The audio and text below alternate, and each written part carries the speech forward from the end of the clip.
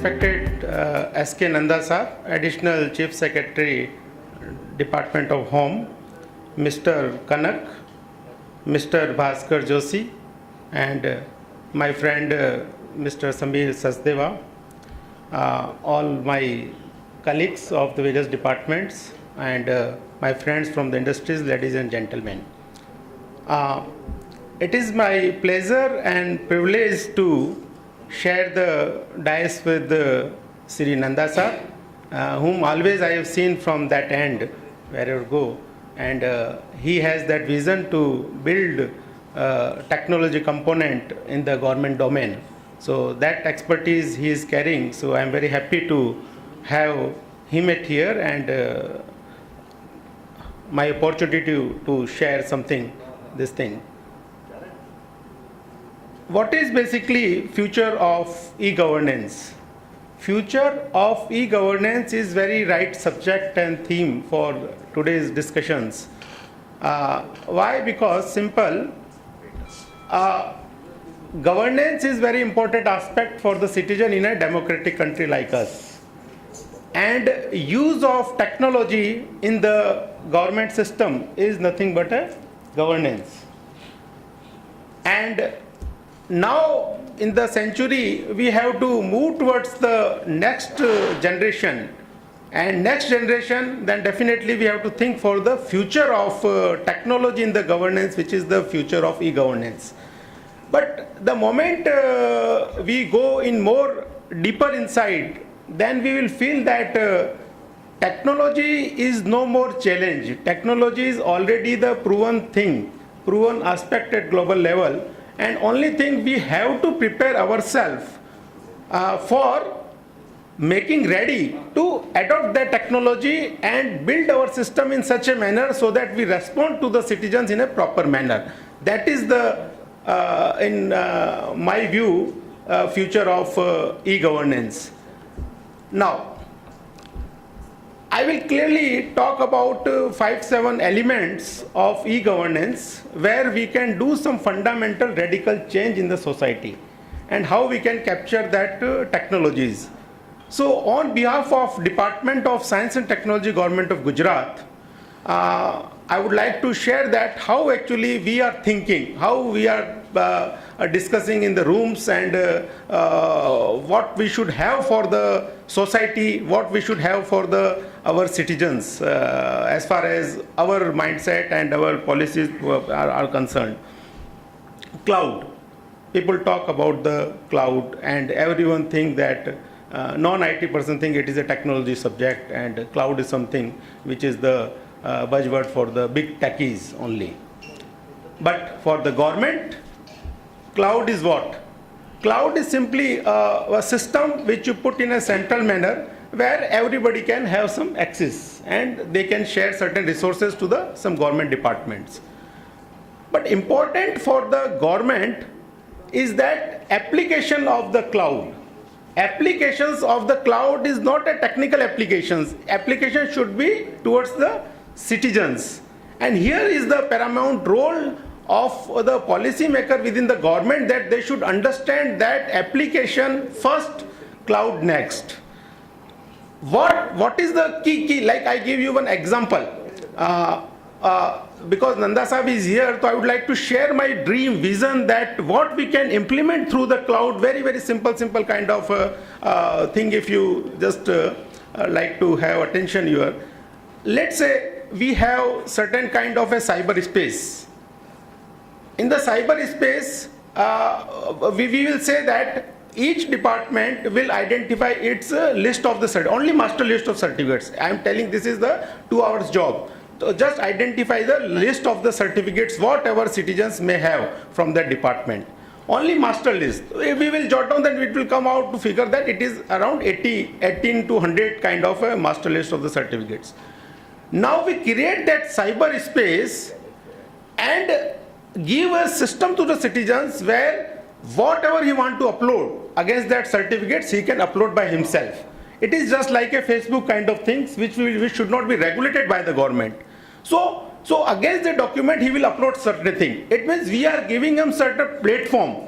We are giving some platform where where citizen will upload and after that he will be relaxed. Whenever he go to for seeking any service in the department, then instead of again and again putting this document, uploading and providing Xerox copy and so many things, he can simply provide his number of that repository. Now I name it, it's an electronic wallet kind of thing, document repository, global document repository kind of thing. It's a very simple concept, very simple software, nothing, only someone has to come forward and do it. Means state government should have one repository for the citizens. So let's Gujarat, it has 6 crore as a population, then each citizen let's file 20 crore document, 20 document, then we are talking about around 120 crore document space that we want. But see the benefits are immense. You cannot imagine this could be the biggest transformation in the government system if we plan such kind of a small initiative which don't require technology interventions. This thing don't require major changes in your government systems and these things, and we can see the dream is reality. You see that tomorrow in your Bombay you can just say that like in the shared repository, you say that this is the number and automatically you can have the transactions. Same thing you can achieve that kind of thing. So that kind of the applications we can dream through the cloud.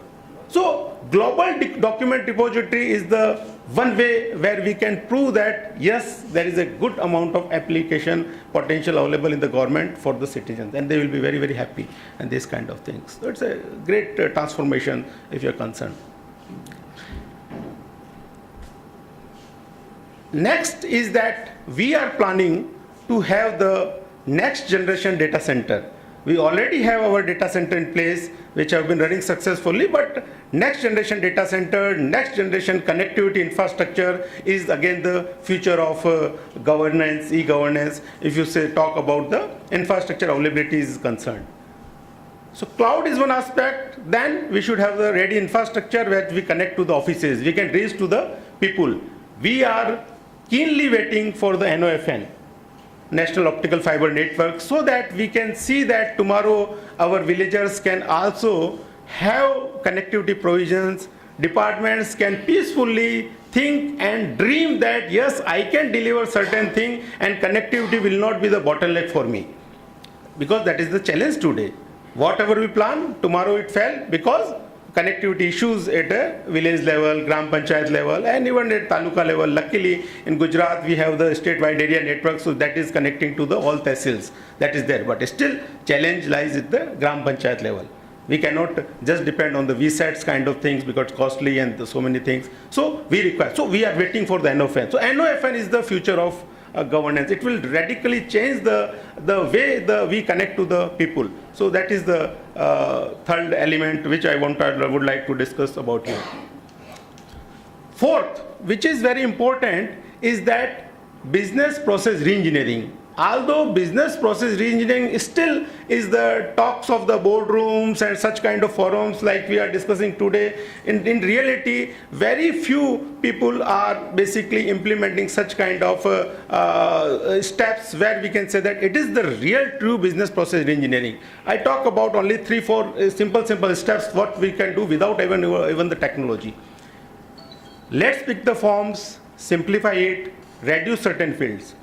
Out of 15 fields, if you're able to reduce to the 11, 4, by 4 field you reduce, you understand, you just multiply with the number of citizens and see that what it will have the effect on the, even on the saving of the pages and the hassles to the citizens. So we should simplify the form. And this everyone is now talking also, because that top office is also now started talking on the understanding that yes, we should simplify the forms. We should reduce certain documents, whatever we enclose with some application. Let's plan that, okay, out of 6, I will ask for 4 documents only. Irrelevant document I will remove. Non-value filled items I will remove from the things. And it doesn't require any technology, these things. So technology is not the element where that only take me to the future of e-governance. Our domain changes also we should take forward in the future of e-governance. Otherwise, our domain system would be the traditional, technology will be somewhere else, and that gap will kill our e-governance initiatives. So that is very, very important aspect. Business process reengineering, we have to implement such kind of things. We have to reduce certain processes, certain steps. so that we can respond fast. We should use the existing databases, like we have the BPL database, we have the ration card database, we have the good transport database, lot many other like election database. All these databases should be used in other applications, and that is nothing but a connected government, convergence. We have moved from translation to transformation, we have demonstrated that thing, but time is required now have the convergence, where we should combine certain databases so that citizen has to fill minimum information, department has to take the less headaches. So that is the thing, how actually we should reuse the databases.